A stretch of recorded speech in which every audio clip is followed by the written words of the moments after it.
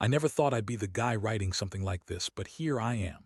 My name's Mike, and I've been with my wife, Lisa, for about 8 years now.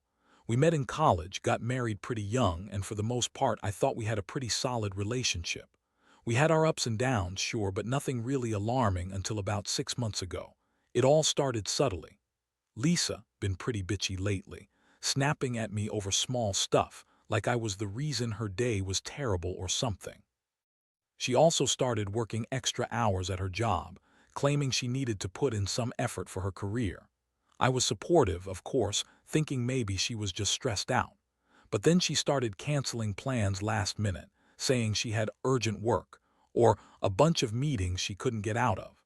I didn't think much of it because I figured she was just busy, but I did notice she'd become more secretive about her phone. She'd always hide it or put it face down when I came around, which was unlike her because she used to be pretty open about everything. What really threw me off, though, was the piano. I built her this hole-in-home studio, a little space in the basement where she could practice and perfect her craft. She's passionate about playing, and I even paid for lessons and bought her a nice piano. But lately, she'd been practicing less and less, and when she did, she'd be unusually tense, like she was hiding something. Sometimes I'd hear her whispering to someone, then quickly stop when I'd walk in.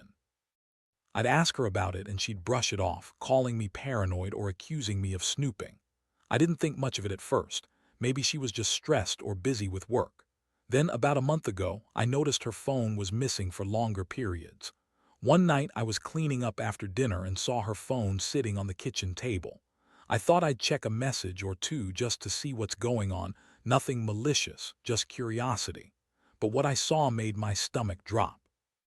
There was a string of messages between her and some guy named Tom, the local musician who's been giving her piano lessons. They weren't just about music, either. There was this flirty, intimate tone, like they were much more than just instructor and student.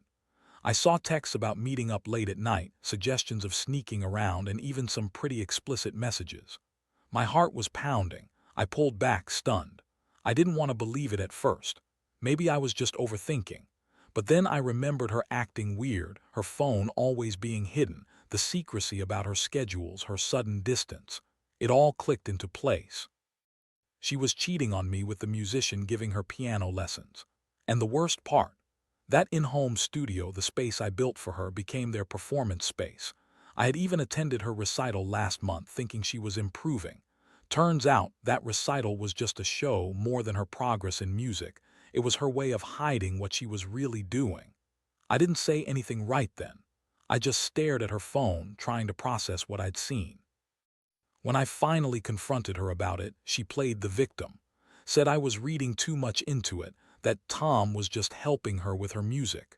She told me I was paranoid, that I was jealous, that I was imagining things. She dismissed the whole thing, but I knew better. The evidence was there, the messages, her weird behavior. I felt so betrayed I couldn't even speak for a while. It's like my world just shattered in that moment. After she brushed me off and called me paranoid, I felt this mix of rage and heartbreak. I mean, how could she lie so easily? She's a bitch when she's caught in her own lie, too. She started throwing accusations at me. Say I'm insecure, say I don't support her, say I'm just jealous of her progress. Progress. The only progress I saw was how she was slipping away, turning into someone I barely recognized. That night I couldn't sleep. I kept replaying everything in my head, the secret texts, her evasiveness, the way she'd suddenly become so dismissive of me. It was like I'd been hit with a truck. I wanted to believe she was telling the truth, but deep down, I knew she was lying. There was no way she'd be that dismissive if she wasn't hiding something. And the way she'd push me aside, like I wasn't worth her honesty anymore, hurt. Way more than I expected. Over the next few days, I started noticing more things. Small things, her scent, the way she'd get that guilty look in her eyes when she thought I wasn't looking. I found a lipstick stain on her shirt one morning, and when I asked her, she spun some bullshit about meeting friends and having drinks. I told her I knew she was lying, and her reaction: defense, denial, more bitchiness. She said I was crazy, that I was imagining things. That's when I realized she was masterful at lying, and I had to be smarter if I wanted to catch her in the act. So I decided to dig deeper. I installed a simple phone tracking app on her device, nothing invasive, just enough to see her location. Over the next week, I kept a close eye on her movements, and what I saw confirmed my worst suspicions. She was sneaking out at night, going to some sketchy parking lots, supposedly meeting friends. But I knew better. One night I followed her, hid behind some bushes, and watched her go into a small, run-down building with a guy I didn't recognize. They stayed inside for a while, then left together like they were sneaking out of some secret rendezvous. That was the moment I knew I had to confront her again, but this time with everything. I didn't want to just accuse her blindly. I needed proof. I started recording her calls, saving her texts, and even secretly recording her when she thought I wasn't paying attention. I was determined to get concrete evidence. I wanted to catch her red-handed, or at least have something solid to show her when I finally decided to face her head-on. Meanwhile, I was racked with emotional turmoil. The betrayal cut deep. I felt humiliated, angry, and sad all at once. How could she do this to me? I'd been faithful, supportive, and I even built her a damn studio so she could follow her dreams. And she repaid me with lies and cheating. The thought of her with Tom, the musician, made me want to scream. That bastard, giving her lessons right in the space I created for her. That space became their love nest, and I wasn't even sure how long it had been going on. I kept telling myself I needed to stay calm, to think rationally. But every time I saw her sneaking around, I felt like I was losing my mind. The trust I once had was shattered, and every moment I spent trying to piece this all together just made me angrier. I thought about confronting her again, but I knew she'd just lie her way out. Still, I couldn't keep this quiet. I had to do something before I lost everything. The day I finally decided to confront her, I knew I had to be strategic. I'd gathered enough evidence, screenshots of the messages, the recordings of her conversations, the times she'd left the house late at night. I wanted her to see that I wasn't just some clueless husband, that I knew exactly what she'd been doing. I also knew I had to be careful. I didn't want her to get suspicious and destroy any proof I had, or, worse, spin some story that made me look crazy. That evening, I told her I needed to talk. She was her usual bitchy self, eye-rolling, sighing loudly, acting like I was bothering her.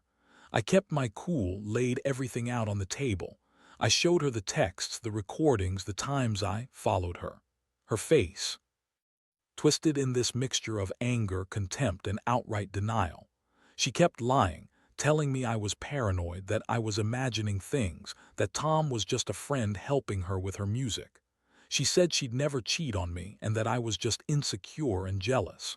When I pressed her about the late-night meetings, she snapped at me, calling me psycho. Said I was controlling, that I was ruining her life with my accusations. She even told me I was imagining the chemistry she had with Tom, that they were just friends. That's when I lost it. I told her I had proof, more than she could lie away. I told her I'd been recording her, watching her, and I wasn't going to stand for her bullshit anymore. Her reaction: she burst into tears, then started yelling at me, calling me a terrible husband, saying I was the reason she was stressed out and breaking down. She accused me of spying, of invading her privacy. She called me a control freak, then accused me of not loving her anymore because I didn't trust her. That moment was like a punch in the gut. She made it sound like I was the problem, not her cheating. I felt a mix of rage and heartbreak. Part of me wanted to shake her and scream, "Why did you do this?" But I just stood there silent, watching her cry and lie at the same time. I realized that no matter how much evidence I had, she'd keep spinning her stories. I felt like I'd lost the woman I married, someone I barely recognized anymore. All those years of trust, all the plans we made, gone in an instant. I also felt helpless. I'd been so naive, thinking she was just stressed or busy. Turns out she was actively betraying me, lying to my face while she was sneaking around with Tom. That moment, standing there listening to her sob and deny everything, made me question everything I believed in. I thought about all the times I'd been supportive, patient, trying to make things work. And now I was left with nothing but a wreck of a marriage and a stomach full of betrayal. After that confrontation, I didn't know what to do. I was overwhelmed with a flood of emotions: anger, hurt, disgust, and a strange sense of numbness. I had all the evidence I needed, but part of me still wanted to believe I could somehow fix this mess. Deep down, I knew better. She'd lied so much, spun so many stories, that I'd be a fool to trust her again. Still, I sat there, staring at her crying, wondering if I should just pack my bags and walk away or try to salvage whatever was left of what we had. She kept insisting that I was overreacting, that Tom was just a musician friend, and that I was jealous because I didn't want her to succeed or have her own life. She called me insecure, controlling, and said I was ruining everything by accusing her of something she didn't do. I looked at her and thought, how could someone so manipulative lie so convincingly? I knew she was trying to turn it all around, make me doubt my own mind. That's what she did best, twist things, deny everything, and play the victim. I decided I couldn't stay in that house anymore that night. I grabbed my phone, put together all the evidence I'd collected, and left. I knew I needed space, time to think and decide what I really wanted. I went to stay at my brother's place where I could clear my head. It was the hardest night of my life. I kept replaying everything, the look in her eyes when she lied, the way she tried to manipulate me, the fact that she could sit there and deny her own cheating after I'd shown her proof. In the days that followed, I noticed more things. She tried calling me, texting me, apologizing, but I didn't respond. I was too pissed off. Every time I thought about what she'd done, I felt like I was choking on this mix of betrayal and anger. I couldn't sleep, couldn't eat, just kept obsessing over her lies and the fact that she'd betrayed me so easily. I kept asking myself, how the hell did I miss all the signs? Was I that stupid? Or was she just really good at hiding her true self? At some point, I knew I had to decide if I was going to fight for this marriage or walk away. Honestly, part of me wanted to burn everything down. I wanted her to feel the pain she'd inflicted on me. I wanted to destroy every memory, every piece of trust we'd ever built. That's when I started planning my revenge, but I'll get to that in a bit. For now, all I knew was that I couldn't keep pretending. I felt like I'd been punched in the gut, and every day was just surviving, not living. What killed me the most was the thought that she'd lied to my face, that she'd used me, manipulated my feelings, and then went on with her secret affair like I was nothing. The in-home studio I built for her. That became their secret space. The recital I attended. I realized it was just a performance, not her progress, but her hiding her cheating behind her music. I never thought I'd be the guy to say this, but I was done. Completely. And I didn't know how I was going to pick up the pieces or if I even wanted to try anymore. Over the next few weeks, I realized I couldn't just sit around feeling sorry for myself. I had to do something, even if it was just to reclaim some sense of control. That's when I started planning my revenge, not in some childish way, but a calculated move to make her realize what she lost.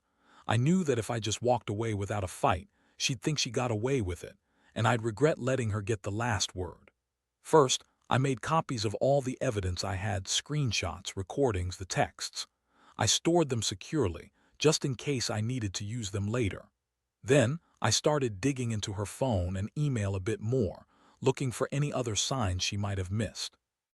I learned that Tom had a reputation around town, a bit of a player, and I figured if I could expose him, it might give her a taste of her own medicine. I also found out that Lisa was planning to go on a weekend trip by herself. Nothing suspicious about that, right? Except I knew she was probably planning to meet Tom again. One night, I decided to bait her a little. I sent her a message from an anonymous number, claiming I knew everything, that I had all her texts, her recordings, her secret rendezvous. I told her I was sick of her lies and that I was going to ruin her reputation if she didn't come clean. Her response was immediate denial, of course. She called me a psycho, said I was stalking her and that I was ruining her life. But I caught her reaction, the panic, the guilt flashes in her eyes. I knew I was getting to her. I also started to subtly sabotage her plans. I called her boss, told them I was concerned about her behavior lately, that she might be unstable. I wanted her to feel her life starting to crumble just a little. Meanwhile, I contacted some of her friends, warning them to be cautious around her to see if they'd notice anything. I didn't want her to get away scot-free, and I wanted her to feel the weight of everything she'd done. Then came the day I decided to finally lay it all out. I sent her a detailed email, every text, every recording, every secret meeting I'd caught. I told her I knew about Tom, the affair, everything. I said I was done pretending that everything was okay. I told her I was leaving and that she better come clean to her friends and family before I did. It was a gamble, but I needed her to see that I wasn't messing around anymore. I wanted her to feel the consequences of her betrayal, even if I didn't know exactly what I was going to do next. The fallout was immediate. She called me a monster, said I was ruining her life, that I was crazy for digging into her privacy. But deep down, I think she knew I had her cornered. I could see the cracks in her perfect lie slipping away. That moment I hit her with everything. I felt a strange mix of satisfaction and despair. I had become the villain in her story, and honestly, I didn't care. She had brought this on herself, and now I was just making her face it. In the days that followed, everything changed. She refused to talk to me directly, instead throwing tantrums and acting like I was the one who'd gone off the rails. She started lying even more, trying to spin her web of deception tighter, but I wasn't buying it anymore. The evidence I had laid out for her was irrefutable, and she knew it. The once confident, bitchy woman I married shrank into someone defensive and broken. I could see her panic. She knew her carefully curated world was falling apart. I made the decision to leave for good. I packed my bags one morning after she stormed out in a fit of rage, trying to guilt me into staying, telling me I was ruining everything because I couldn't handle her success or her independence. But the truth was, I was done. I couldn't live in a house where honesty was replaced by lies, where the woman I loved turned into a stranger. I told her I was leaving because I deserved better, someone who wouldn't cheat, lie, or manipulate me. And I knew I'd never be able to trust her again. Not after what I'd seen, what I'd uncovered. The aftermath has been a brutal process of healing and reflection. I still feel the sting of betrayal, the anger that lingers deep inside. I don't know if I'll ever fully get over it, but I do know this. I learned a lot about trust, about how some people can hide their true selves behind a pretty face and a manipulative smile. I also learned that revenge isn't always about burning everything down. It's about reclaiming your power when someone tries to take it from you. Looking back, I wish I could say I hold no resentment, but that's not true. I'm angry, I'm hurt, and I'm relieved to be out of that toxic situation. But more than anything, I've come to realize that sometimes the biggest act of revenge is simply walking away and never looking back. I've lost a lot, sure, but I've gained clarity. I've gained a sense of self-respect I thought I'd lost forever. So if you're out there and you're going through something similar, I'll say this: trust your instincts. Don't ignore the little signs, the secretive phone, the late nights, the way someone suddenly becomes bitchy or distant. And when you find out the truth, don't be afraid to stand up for yourself. Because in the end, no matter how much it hurts, the only person who can really save you from betrayal is you.